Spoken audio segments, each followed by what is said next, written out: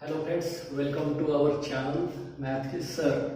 तो आज हम इस वीडियो लेक्चर में देखेंगे क्लास 10th का अलजेब्रा का चैप्टर नंबर 2 जो कि है क्वाड्रेटिक इक्वेशंस।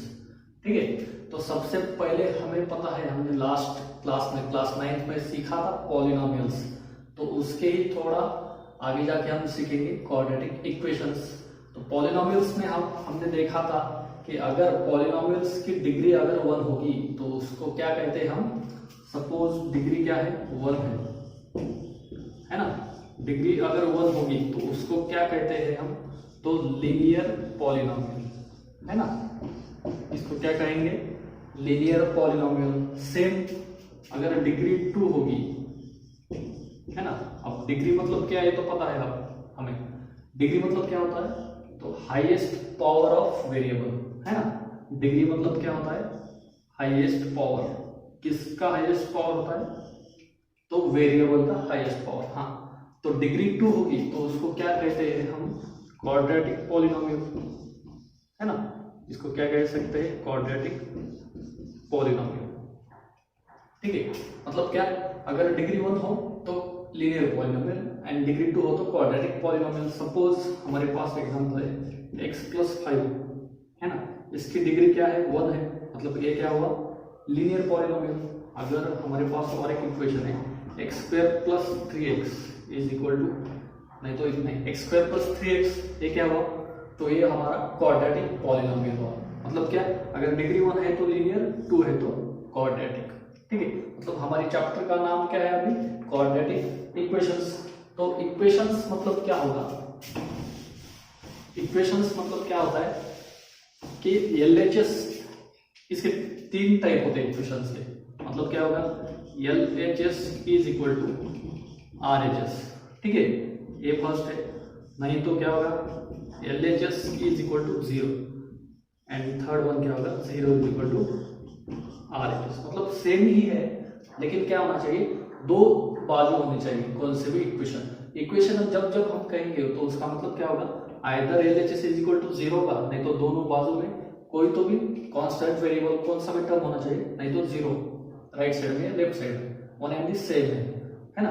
मतलब क्या होगा, क्वाड्रेटिक इक्वेशन हम कब कह सकते हैं, अभी हमने एग्जांपल देखा था x² is equal to 3x, एक क्वाड्रेटिक पॉलिनोमियल है, लेकिन इसके आगे हमने अगर 0 रख दिया तो ये क्या हो गया, क्वाड्रेटिक इक्वेशन हो गया। ठीक है, मतलब क्या, is equal to 0 a put out किया तो उसको हम कहेंगे क्वाड्रेटिक इक्वेशंस। ठीक है, मतलब x+3 इज इक्वल टू 0, ये क्या होगा फिर, लीनियर इक्वेशन। अगर 0 हटा दिया तो ये लीनियर पॉलिनोमियल होगा। ठीक है, एक माइनर डिफरेंस है पॉलिनोमियल्स और इक्वेशंस। ठीक है, लेकिन क्वाड्रेटिक मतलब क्या, उसका पावर, वेरिएबल का पावर 2 होना चाहिए, नहीं तो डिग्री 2 होनी चाहिए, वन एंड द सेम हो गया है ना। मतलब अगर हमने a लिख लिया, suppose x³ + 3x² - 5x is equal to 0, तो ये क्वाड्रेटिक होगा क्या, नहीं होगा, क्योंकि क्या है यहाँ पे 3 is the highest power of variable, इसलिए हम इसे क्वाड्रेटिक नहीं कह सकते। मतलब हमें क्या चाहिए, only highest power of variable कितना चाहिए, 2 ही चाहिए। उसके अगर आगे होगा तो वो क्वाड्रेटिक इक्वेशन या क्वाड्रेटिक पॉलिनोमियल नहीं हो सकता। ठीक है, इसके बाद हम देखे थे, हमने क्लास 9 में देखा था इंडेक्स फॉर्म है ना। इंडेक्स फॉर्म में क्या देखा था हमने, index form of polynomials. Same अभी हम देखेंगे index form of equations, one and the same है। इंडेक्स फॉर्म में क्या देखा था हमने, इसकी आइडेंटिटी क्या है, इसकी पहचान क्या है इंडेक्स फॉर्म की। तो इंडेक्स फॉर्म हमें बताता है कि अगर हमारे पास टर्म्स है तो उसको हम कैसे लिखना है, डिसेंडिंग ऑर्डर में। लेकिन डिसेंडिंग किसके ऑर्डर चाहिए, डिसेंडिंग ऑर्डर ऑफ पावर। ठीक है, किसकी, descending order of power of variable.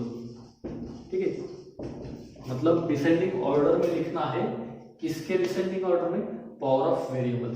Suppose हमारे पास एग्जांपल है x - 3x² + 5 is equal to 0।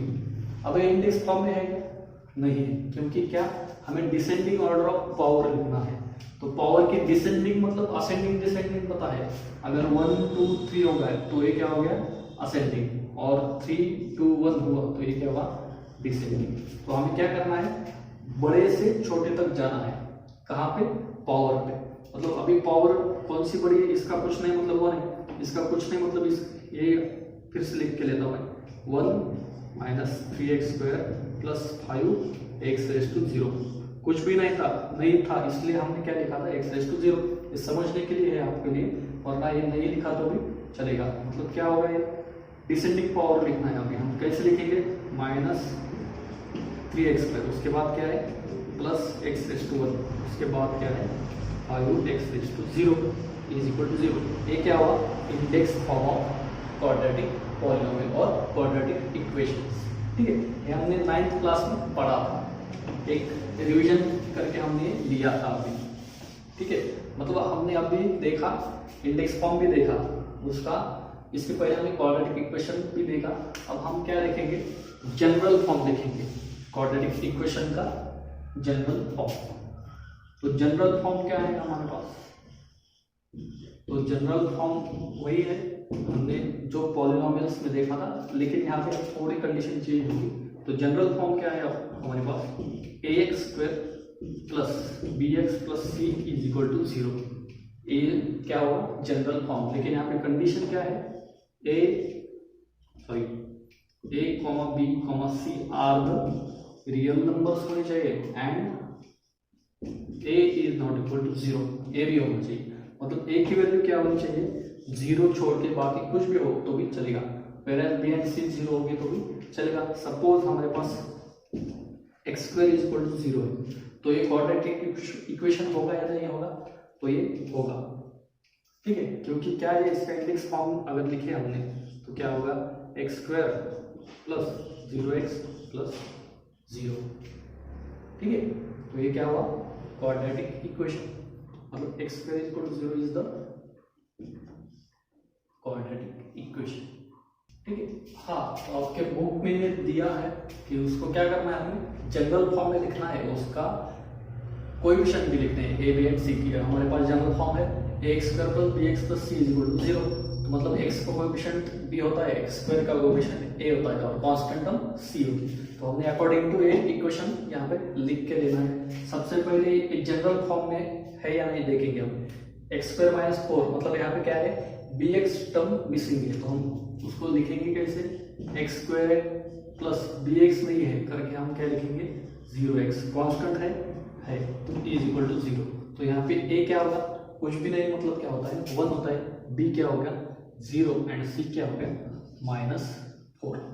Same y² is equal to 2x y minus 7, ये सभी टर्म है लेकिन इस फॉर्म में नहीं है, तो इस फॉर्म में लिख के लेंगे हम क्या, y² प्लस 2y इधर आ गया तो क्या -2y माइनस 7 इधर आ गया तो 7 इज इक्वल टू 0। अब ये जनरल फॉर्म में आ गया, तो इसको लिखेंगे क्या, a का मतलब क्या, y² का कोएफिशिएंट क्या है 1 है, b का मतलब y का कोएफिशिएंट -2 एंड कांस्टेंट 7। ठीक है, और लास्ट में क्या है x² प्लस 2x, अभी यहाँ पे क्या है कांस्टेंट भी है, तो हम कैसे लिखेंगे अभी x² plus 2x plus 0 is equal to 0। ठीक है, यहाँ पे भी सेम 1 है 2 है एंड 0। ठीक है, तो ये क्या हुआ जनरल फॉर्म एंड यहाँ पे हम क्वाड्रेटिक इक्वेशंस के लिए जनरल फॉर्म मतलब ही इंडेक्स फॉर्म भी कह सकते हैं। ठीक है, तो आपको आगे बुक में एक एग्जांपल है शायद, decide whether the following equations are quadratic और नॉट, मतलब वहां पे आपको एक एग्जांपल्स देखे रखे हैं उन्होंने, तो आपको डिसाइड करना है कि वेदर इट इज क्वाड्रेटिक है या नहीं। तो उसको हम कैसे चेक करेंगे, ये आप खुद चेक कर सकते हैं, एक एग्जांपल खाली लेके हम आगे जाएंगे। तो उसका एक पहला एक लास्ट कुछ तो भी 4th नंबर का एग्जांपल है वो देखेंगे हम। वहां पे क्या है आपके पास l+2 एंड l-5, एक क्वाड्रेटिक इक्वेशन है या नहीं ये देखेंगे। इसके आगे के 3 एग्जांपल आसान है, आप कर सकते हैं, वही चेक करना है हमें कि इस फॉर्म में होगा तो वो क्वाड्रेटिक इक्वेशन हो सकता है। मतलब क्या, y² इज इक्वल टू 0, ये भी क्वाड्रेटिक इक्वेशन है। ठीक है, तो आप देखेंगे l + 2 l - 5, तो इसको मल्टीप्लीकेशन पहले क्या आएगा, l × l square minus 5l plus 2l minus 10 is equal to 0। मतलब क्या करेंगे हम, l square minus 5 plus 2 minus 3l minus 10 is equal to 0। मतलब क्या हुआ है, क्वाड्रेटिक इक्वेशन जनरल फॉर्म में आ गया, और ये भी सेम, मतलब ये भी क्या होगा quadratic equation, where as a is equal to क्या होगा a1, b is equal to -3 and c is equal to -10।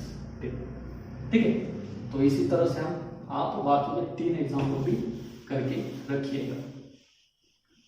ठीक है, तो नेक्स्ट पार्ट लेंगे हम, उसके बाद हमारे पास बुक में आपके पास होगा, तो वहां पे क्या दिया है, रूट ऑफ क्वाड्रेटिक इक्वेशन, है ना। नेक्स्ट चैप्टर, नेक्स्ट बिट क्या है, रूट ऑफ क्वाड्रेटिक इक्वेशन। तो रूट मतलब क्या है, ये भी हमने पॉलिनोमियल्स में पढ़ा था। रूट मतलब क्या होगा, तो उसको हम कह सकते हैं, अगर कौन से भी एक पॉलिनोमियल्स को, नहीं तो इक्वेशन को एक कौन सी भी स्पेसिफिक वैल्यू अगर सेटिस्फाई करती है, इसको हम ये भी कह सकते हैं रूट ऑफ क्वाड्रेटिक इक्वेशन। उसके साथ हम सॉल्यूशन ऑफ क्वाड्रेटिक इक्वेशन भी कह सकते हैं।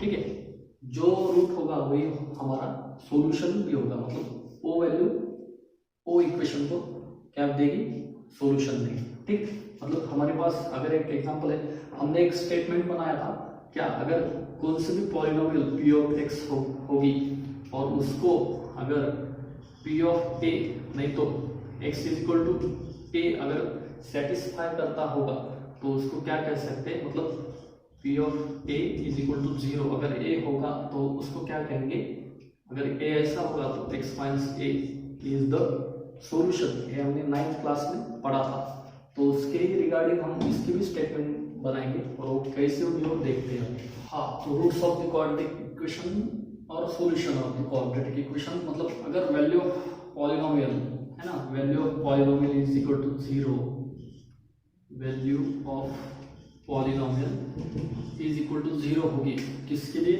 और x is equal to a।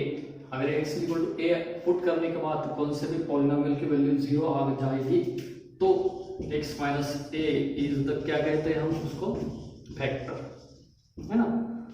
मतलब ये हमने 9th में पढ़ा था, उसके बदले हम यहाँ पे उसका और अपडेटेड वर्जन देखेंगे। तो क्या हो, रूट मतलब क्या होगा, फिर x minus a is the factor होगा कब, x is equal to a अगर होगा। तो अगर x is equal to minus a होता है तो उसको क्या कहेंगे हम, x plus a is the factor होगा। इधर प्लस होगा तो माइनस फैक्टर होगा, और इधर माइनस होगा तो प्लस फैक्टर होगा। लेकिन हमें यहाँ पर फैक्टर नहीं देखना है, तो रूट देखना है। मतलब हम क्या कह सकते हैं, अगर कौन सा भी इक्वेशन है हमारे पास, तो उसके बदले हम x की वैल्यू रिप्लेस बाय a करेंगे, और उसकी वैल्यू अगर 0 आएगी, मतलब एक इक्वेशन है x फॉर्म में का, ठीक है, तो x के बदले रिप्लेस करेंगे हम a से। a मतलब क्या होगा, डिजिट होगा, और इसके बाद अगर वैल्यू 0 आ जाती है तो इस a को हम क्या कहेंगे, रूट ऑफ द इक्वेशन।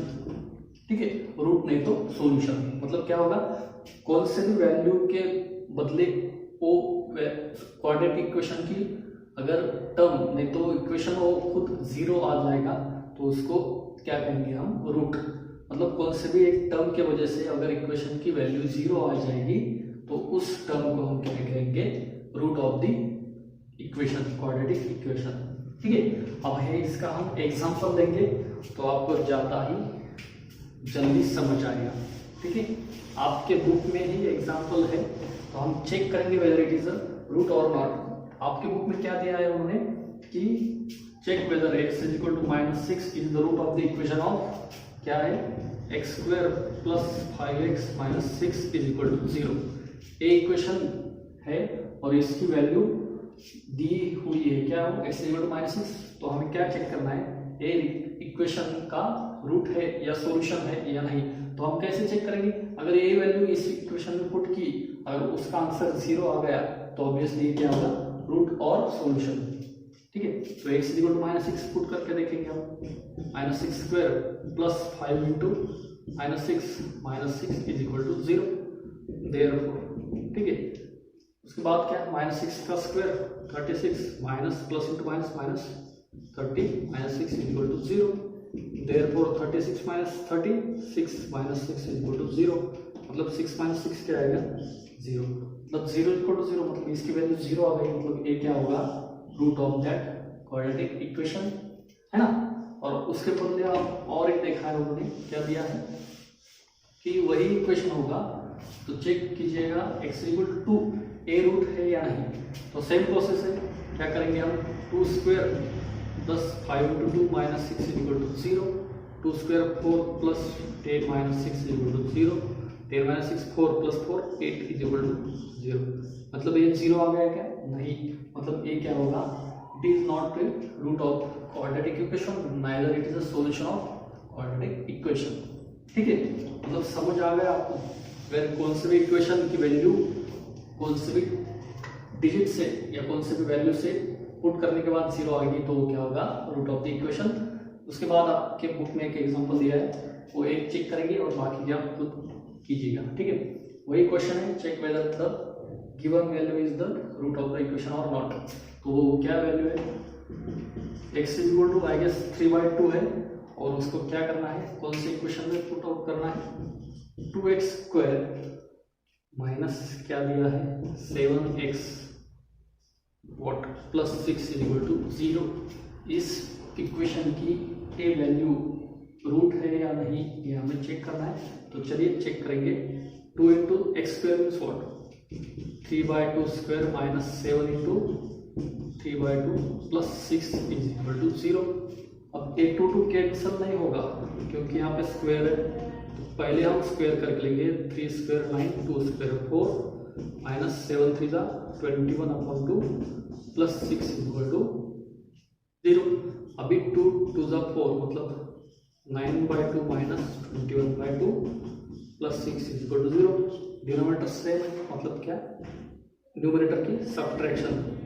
मतलब 9 माइनस 21 कितना होगा 20 माइनस 8 12 मतलब minus 12/2 plus 6 equal to 0. 2 1 2 2 6 12 minus 6 plus 6 equal to 0. मतलब क्या होगा ये माइनस 6 प्लस 6 0 मतलब 0 इक्वल टू 0 हो गए. मतलब ये क्या होगा इक्वेशन को सेटिस्फाई करते हैं मतलब सॉल्यूशन है उसका और रूट भी है. मतलब x equal to 3/2 is the root of the equation. ठीक है. तो ये आप बाकी के एग्जांपल प्रैक्टिस कीजिएगा आपको समझ में आएगा. तो इसके बाद हम देखेंगे प्रैक्टिस सेट 2.1.